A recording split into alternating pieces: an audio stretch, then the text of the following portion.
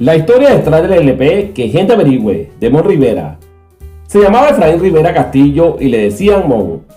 Era el rey del trabalengua, cantando y uno de los principales representantes del canto de bomba y plena, tradiciones puertorriqueñas, en la que se creía firmemente. Su padre, también conocido como Mon Rivera, era compositor de plena, las primeras que su hijo cantó, gracias a las cuales llegó a ser muy famoso.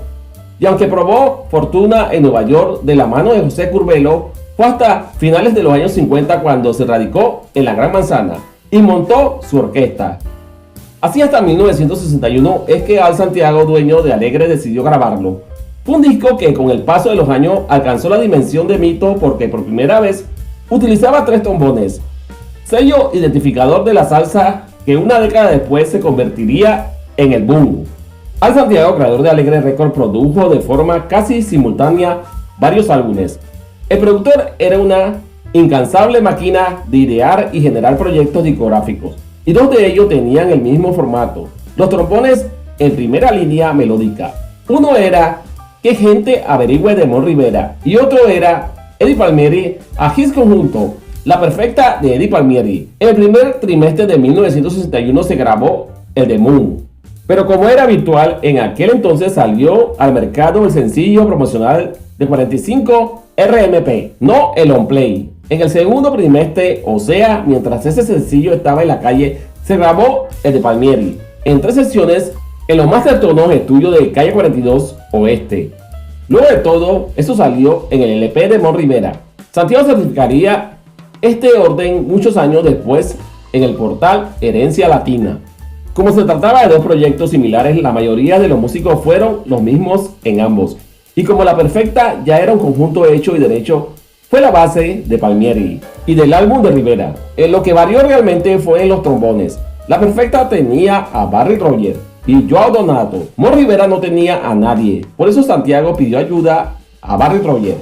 Y este fichó a Mayolín Paso, quien vivía en el Bronx y tocaba bajo con la banda de Machito, y Mars Weinstein, que vivía en Brooklyn y tocaba con el grupo Arbitro Latin Rhythms de Harvey. Lo que siguió después de grabar para cada uno de esos músicos fue diferente en cada caso. Rogers se quedó con Palmieri, Donato se fue a vivir a Brasil, Paso se quedó con Rivera y Weinstein reemplazó a Donato en el conjunto de Palmieri. La idea de recurrir solo a trombones fue fruto de una casualidad, pero también de una evocación. La casualidad fue porque Al Santiago venía trabajando en ese concepto y Palmieri y Rogers se lo había metido entre ceja y ceja. De modo que le preguntaron a Rivera por qué no grabamos solo con trombones en lugar de trombones y saxos. Y la evocación fue porque Mon Rivera quería que lo suyo sonara con un cuerpo de cobre similar a la orquesta de Moncho Leña, su mentor y padrino musical, que le dio bastante importancia a los trombones. Aunque combinados con trompeta en su tiempo, lo cierto es que Rivera le encantó la idea de Santiago y enfocó el arreglo de las canciones para que los trombones sonaran como voces, con fraseos permanentes muy distinto al enfoque que manejaba Palmieri. Pero ¿por qué Mon Rivera utilizó los trombones de esta manera? Por la plena. La plena surgió hacia 1910 cuando los músicos John Clark y Catherine George, originarios de St. Kitts, se establecieron en el sector popular de La Joya del Castillo en Ponce, Puerto Rico. Allí la pareja le enseñó a los lugareños las bases del calipso y esto a su vez las variantes de la bomba. De esta fusión nació la plena, que se empezó a popularizar gracias a Carola, la hija de los emigrantes de su esposo, Julio Mora, apodado La Perla, y de un cantante llamado Joselino Vargas, apodado Boom Boom.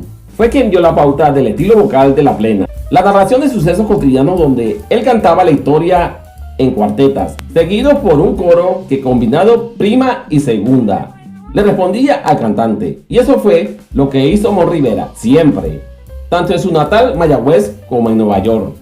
El impacto que produjo Que Gente Averigua fue tan grande para los músicos y para la comunidad puertorriqueña como escaso para el resto del público, aunque el sentido del humor era un constante en los ritmos latinos más populares del momento, como la pachanga. La propuesta de Mon sufrió para alcanzar buenas ventas. Solo un número pasó la prueba y se escribió en el gusto popular. quizás porque era el menos plenero del álbum y el más cercano a un mambo jazz instrumental que otros artistas podían versionar. Ese fue Lluvia con Nieve, casi sin letra, casi unísono, con el piano de Eddie Palmieri y el trombón de Barry Rogers, caminando incesablemente, y los timbales de Caco marcando las pausas. Una maravilla que acabó siendo un clásico con multitud de versiones. Y a partir de 1961, cuando se graba el LP Que Gente Averigua, él dice que Mon en ese momento, en ese LP, creó un sonido nuevo. Que gente averigua, que gente averigua, sí. Que gente averigua, cámara, y nunca me han dado nada. Pues, a partir de esa grabación, de ese 45, porque él lo pone así, ese 45, ajá, él dice, Mon creó un sonido nuevo. Es la primera orquesta latina que pone en primera línea 3 trombones.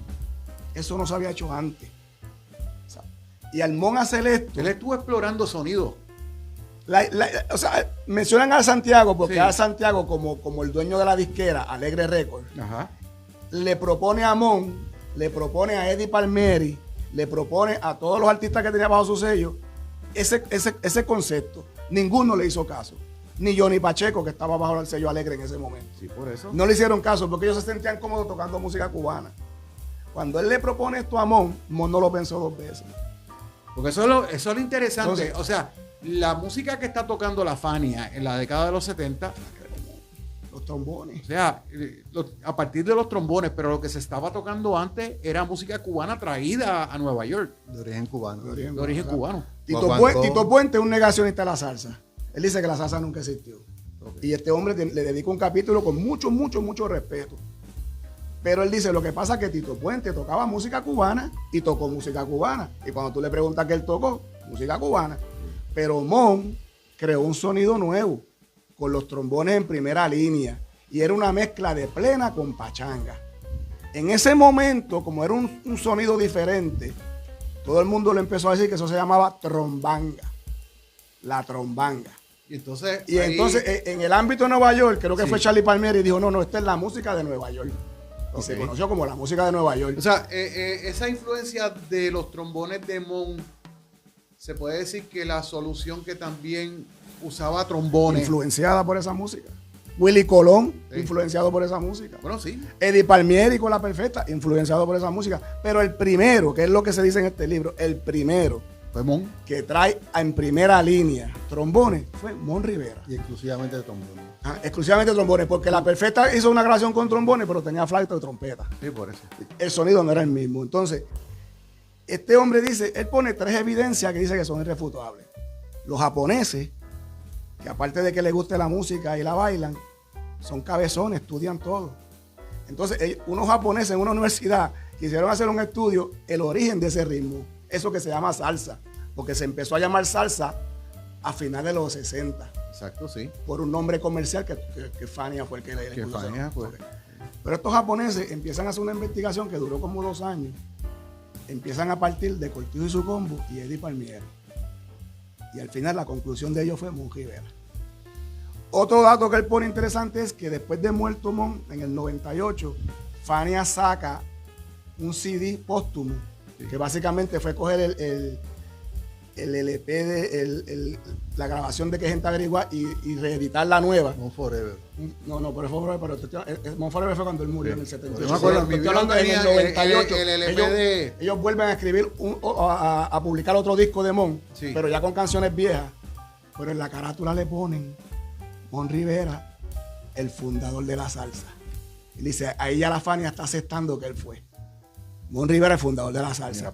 Pero él me dice, pero el concepto está equivocado. Porque la música es arte, la música no se funda. Tú fundas una institución, tú fundas un banco. Sí. Pero la música es el arte.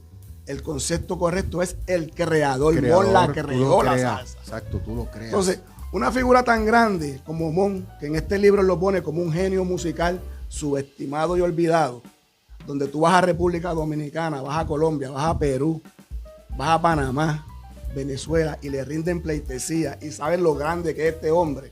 Yo estar en la casa de Julio César y su esposa de 80 años, él de 80 años, poniendo la música de Mon, bailando, su hijo, saben toda la historia de Mon. Pero Cheo, yo creo que es que esto es una injusticia que se le está haciendo no solamente a Mon, a muchos músicos. Mira, tú tienes a Pepe Avilés que tuvo que ir a Colombia, A Colombia. hace un mes aproximadamente, mes y pico, a que le hicieran un homenaje que nunca le han hecho en Mayagüez.